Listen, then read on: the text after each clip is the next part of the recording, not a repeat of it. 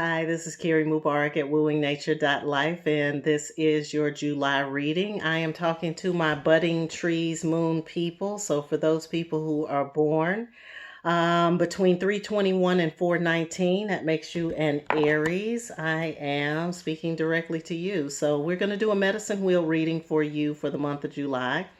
And we'll be pulling some animal totem cards and also looking at the shamanic deck for that. And then we'll go to the tarot, get some details, and then we'll finalize with Sacred Rebels by Alana Fairchild, and we'll get a final word from her. So let's go ahead and get started. We're looking at the south, um, and then the west, what's in the south direction, the west direction, what's in the north direction, and then what's in the east direction. And I'll be explaining those a little bit more as we go along. Okay, so budding trees moon people born under the budding trees moon. The first card I'm going to pull is going to be a animal card. That's just to see where your energy is, what you need to be focusing on, where your energy needs to be, or where you how your thoughts and behaviors and stuff like that. So you are turtle spirit this month, Aries. Turtle spirit means slow down, take your time, watch the scenery.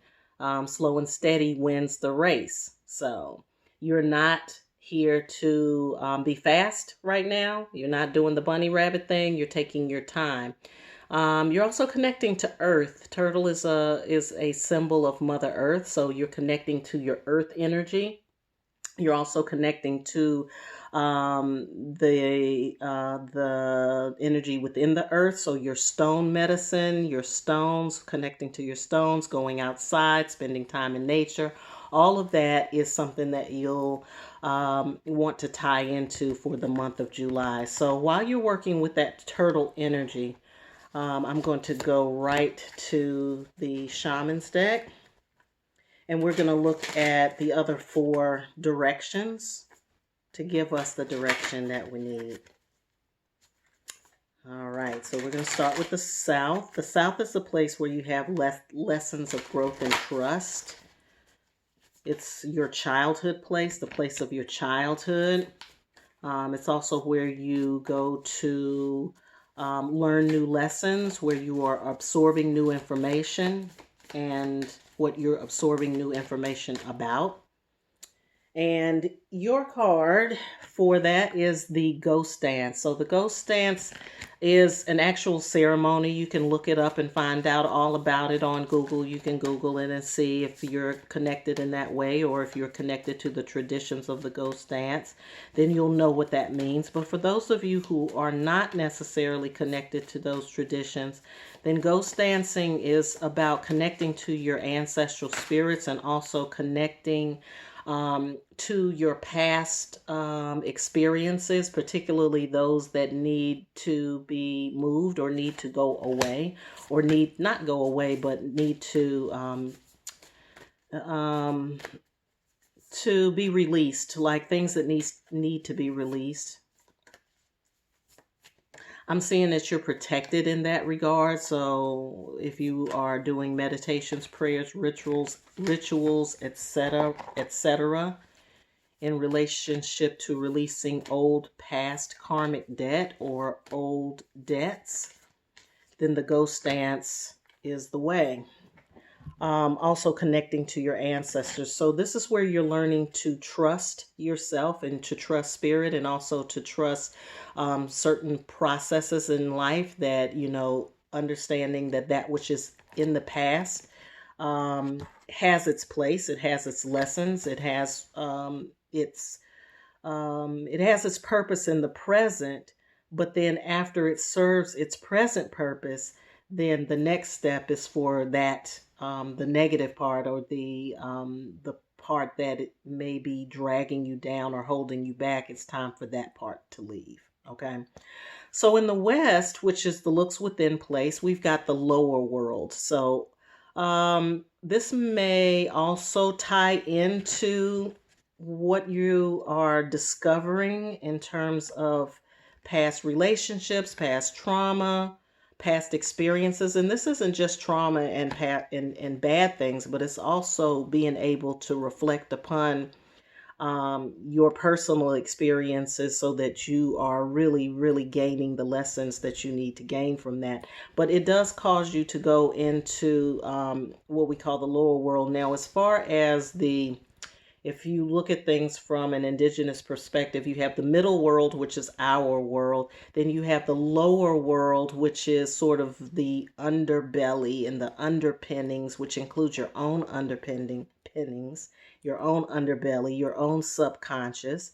And then you have the upper world, which represents the spirit realm, or that which we cannot see. But the lower realm has things that we can't see either. And by that being in your west place, which is the looks within place, my feeling is that it's time for you to go a little deeper. I'm seeing some first chakra, second chakra work, really first chakra work. So your base chakra is the one that you'll want to do some work around because it connects you to the core of who you are. Um,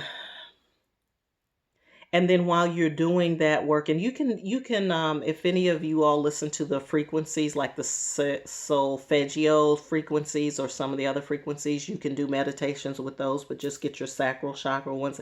And then I recommend that you not do the ones with the music, but you just do the one that's the straight frequency, because then you're not getting other things with it. Okay, that's just my recommendation, but you do whatever moves you.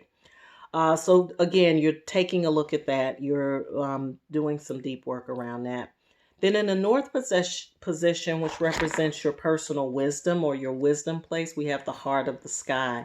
So I would say to pay attention to the astrology of the moment, what's happening astrologically. We have a Mercury that just is in retrograde now. We also have several planets in retrograde, so there's some lessons that are being learned there. There's some repeat things and some going in that is being done in relationship to several of the planets. So I would pay attention to the astrology, and then also to get connected to the night sky. Just spend time outside at night, on a clear night, even on a foggy night, whatever you feel moved to do. We have the new moon that has just passed. We're getting ready for a full moon. So your full moon and your new moon connections are good to do.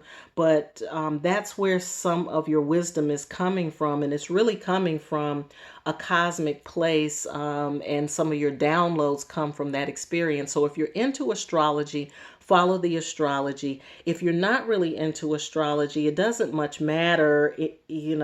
Like there's more than one way to get to what you want to get to. So if you spend time and you make your connections with the moon, with the certain stars, certain planets on certain days, whether it's eclipse days or half moons or full moons or quarter moons or whatever, making those connections during that time will increase your capacity to receive the downloads from spirit that you need for your own guidance. So that's where the wisdom is coming from. And then in the east, which represents your new beginnings, what's coming up for you, you have the beauty way. The beauty way ceremony is rites of passage. Actually, it's choosing to follow a path of your own wisdom and your own joy, your own inner um, abundance, and also connecting to um, the part of you that it is totally and completely aligned with spirit and with what your spirit is calling for you, has called for you. So take your time, Aries, this month with yourself, because this is a lot to take in. You are releasing old past debts with this ghost dance. You're doing some releasing there. You're also connecting to some deeper places. Deeper places lead you to these places. The deeper you go within, the further you can go without. So there's a lot of information coming in for you. I recommend that you do some journaling during this time, so that you can go back and look, say 6 months from now or a year from now, and see how all of this is assimilated or has begun to assimilate it into your regular day-to-day life. And turtle represents the earth and the earth plane, which does represent also the mundane. So it'll be interesting to see once you process through this cycle in July, how it affects your choices moving forward. And I feel that there's a transformation happening. We have the symbol of the dragonfly here, which is a transformative, which is a planet, which is an animal that has transformative energy. And so there's a real transformation happening for you in July. But you'll want to be able to go back and look at how far you've come and what you've learned. So bear that in mind as you are moving your way through the month. So very good. Let's see, we'll put all of these back and then we'll head over to the tarot. Looking at the tarot to see what's going on with it. Let me put those away. So the tarot is to look at our everyday lives, the everyday lives of those people born under the budding trees moon in the sign of Aries for the month of July.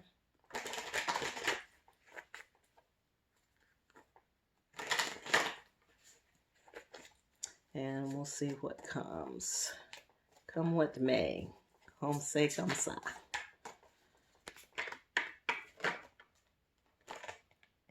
All right, we have the Seer of Wands here. Now that's an interesting juxtaposition with the turtle. We've got the cheetah represented here, which is an animal of speed. But I see that she has her hand on the cheetah's head, which to me says that you have to wait just a little while longer so that you can observe, so that you can be aware. The reason why the cheetah is so skilled at his ability to catch his prey is not only because of speed, but also because of their sight. So you need to be paying attention.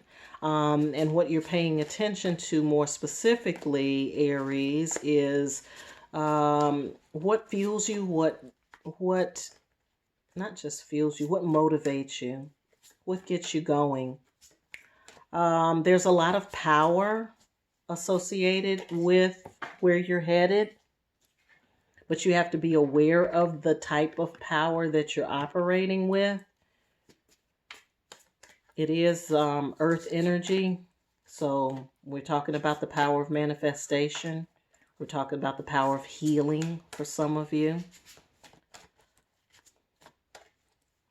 Some of you, the power, it rests literally in your hands. Again, we're talking about healing work there.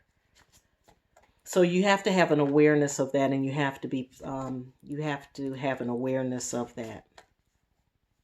And that's part of what those lessons are, that cycle that we're talking about that you're going through. That's part of what that's about. So we have a Two of Cups here. That shows connections of some sort. Could be a love connection, but it could also just be another person that you are able to connect with on a soul spiritual level. Doesn't have to be romantic, but it very well could be some sort of romantic partnership. We also have the Magician here, which is about being able to use your power wisely and be able to access all your resources, spiritual resources, mental resources, physical resources. There's a call for balance here with the Temperance card, being able to balance more than one thing at a time. Twos also represent some sort of balance in the spiritual world. But then we have the Ten of Cups here, which to me says that there is something that you are looking for in relationship to your heart space. You're looking for joy. You're looking for happiness. You're looking for camaraderie. You're looking for loyalty.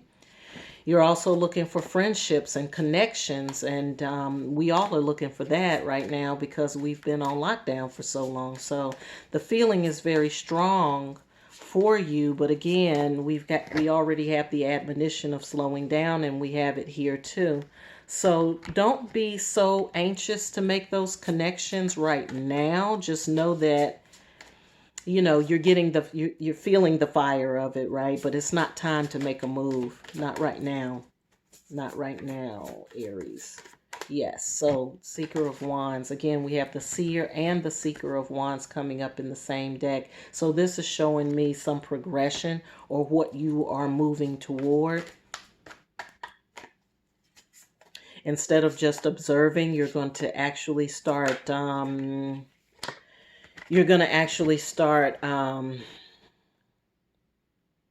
putting some plans together for yourself based on what you're seeing. You're going to start putting some plans together for yourself. But again, I'm getting this energy of easing into it. This guy is not sitting on the horse, mounting the horse and ready to ride. He's kind of leaned back and waiting for the right moment to arrive. And then here's the right moment. So when the right moment arrives for you, Aries, is when it's time to strike. But that's not the time. It's not the time right now. Now is not the time. So let's start thinking about like when. When is the time? Because I keep getting this time thing. Let's get a time frame for you. It seems like there's a lot that you're still trying to work out, Aries. Okay, so we have the Empress card, which tells me you're going to wait until everything lines up. You're going to wait for everything to line up, and you're going to know when it's lined up because you'll get these signs that you'll get these messages. You'll get the idea, you know, like when things come to you and as soon as you touch it, it just goes. Like the communication is quicker. You're not running into as many obstacles. You're not getting as many no's. That's how you know that you're approaching the timing. And then when you start getting that, then that's the time to start making the moves. But this is a time for contemplation right now. You got a lot of things going on in your head, and I'm getting that with all of these cards. Like these, all of this, the Magician, you know, what you're dreaming and having a vision about, or what you're envisioning for yourself and wanting to make the connections. It's all in a want phase right now. It's all in a want and desire phase. It's not in a manifestation phase. So, this is a good time to do it. I mean, you know, we got nothing but time on our hands still. You know, things are opening up, but we're still relatively enclosed. And again, you're going to have a sense about when it's time to come out in relationship to that. You'll start to feel it. You'll start to feel like, okay, we can come out, because you know you can't go by what they're telling you on TV. Because one minute we out and the next minute we in. You got to use your own wisdom now. You got to use your own wisdom here. I'm seeing this Capricorn goat. So my feeling is from now until Capricorn season, which is in December, you can anticipate this ride. Okay? Slow down. From now until December. But again, that doesn't mean that you're not going to look for the signs. Follow the leads. But just anticipate from now until December is when you're going to kind of be in this you're going to be in the slow down and the analyzing all the pieces to the puzzle, continuing to solidify your vision and what it is that you truly want, and using some of the resources that you have, what connections that you can make, you're going to make them. And then we have which is Four of Wands, which is about commitments. Now, the new moon on June 21st ushered in energy of commitment, understanding your commitment, knowing what commitment is for you, and your heart space around what you're committed to. So just think about that and then be prepared for the next move. Here it is. It's the Chariot. That's your next move. Okay? So July is building time. It's planning time. It's focusing on your vision time. It's time to observe And for those of you who are in business for yourselves, or you have your sights set on something career wise, then this is the time to set your intentions and be clear about that, and then also get some information about what it is that you're trying to do. Get some real good information about that, so that when the time comes, and when I say good information, I'm talking about marketing information, business information, how to deal with your money, accounting, um, operational stuff, making sure that your operational systems are efficient. If you need to call somebody about that, call somebody about it, because guess what? You're going to need it, especially if you are anticipating things are going to line up and blow up for you after December. So I think for everybody looking between now and the end of the year, you're not alone in that regard. That's what I want to tell you. You're not alone in having to wait probably until December. That's probably going to be the name of the game for everybody. All right, so we are pressing forward, and we'll get your final card, which is the Sacred Rebels card. You've got a legacy of light, Aries, a legacy of light that comes from your ancestral place.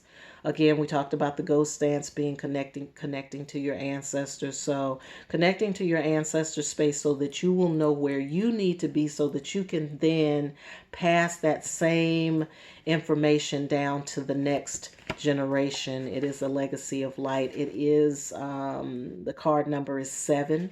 7 is a very spiritual number connected to your spirit path. So let's see what the text has to say. You are being asked to honor the legacy of light that is your sacred birthright. Take nourishment and support from those that have come before you, your ancestral lines, not only in blood, but also in spirit. Perhaps these are the beings that have inspired and motivated you to live as a sacred rebel from your heart and with belief in yourself. The more you are nourished by this legacy of light from your past, the more you become a bearer of legacy for those who will be supported by your light in the future. This is a sacred endowment from the great universal source of light to humanity. It is the light of wisdom, creativity, radical courage, love, and respect that is passed down from the heart of each generation to the next. The legacy of light is your spiritual birthright to refine and shine your essence into the world, to be like a sun, radiant and unapologetic of your nature.